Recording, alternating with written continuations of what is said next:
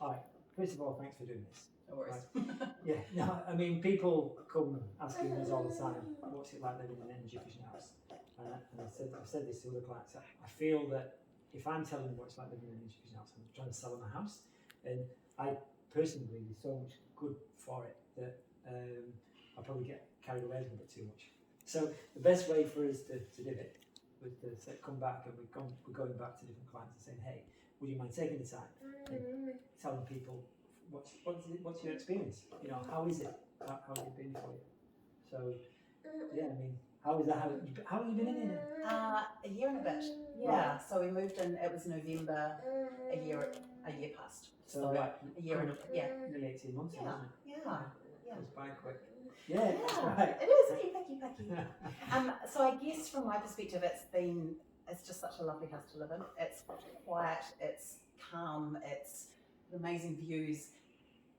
And I don't always think about the energy efficientness because it's just how it is until I go somewhere else and I realise how different other people's homes are and what's happening in that space. So, yeah, I mean, you were born just a few months after we moved in, and you know, even in the height of winter with the washing machine going, it was about 24/7 with a new person. Yeah, I think my energy bill, it maxed out at $170 for the middle of winter.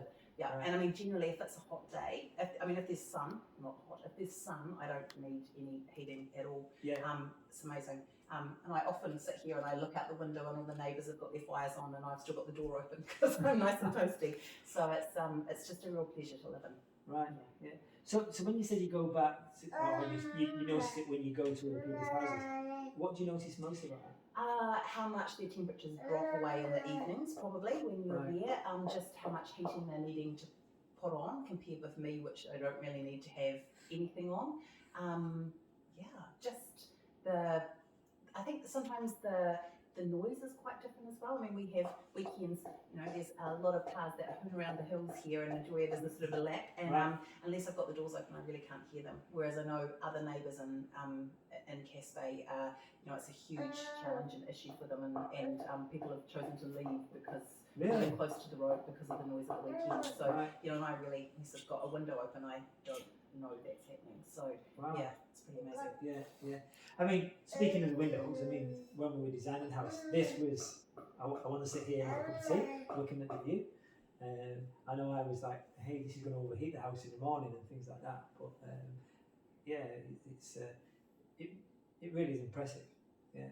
The other thing as well, what I remember at the time, is that because people ask us about affordability, you know, how much is it more and things like that, and you had like, okay, here's my budget, this is what I want to do, and hopefully we achieved like 99% of that in that time. Yeah, absolutely. And I think you know, there was complexities with the site because we're on a hill, so that added challenges.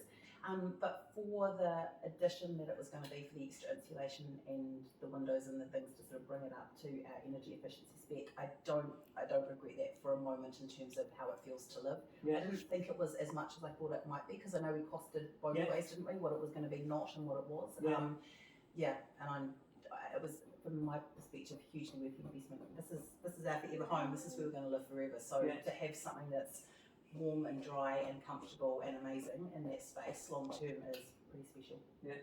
And you're talking about like being comfortable and things like that. I mean, obviously he was born when you moved in and things like that. How has he been like health-wise? Yeah.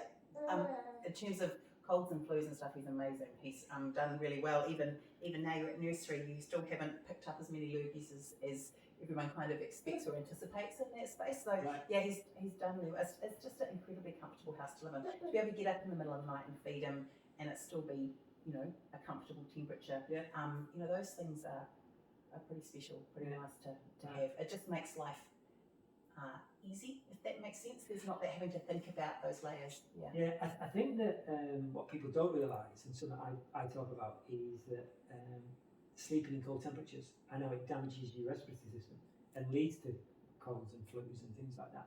And because I say, if you don't believe it, just Google it, because it's there. Like the World Health Council says that like babies should be sleeping in like 20 degrees, adults should be sleeping 18 degrees.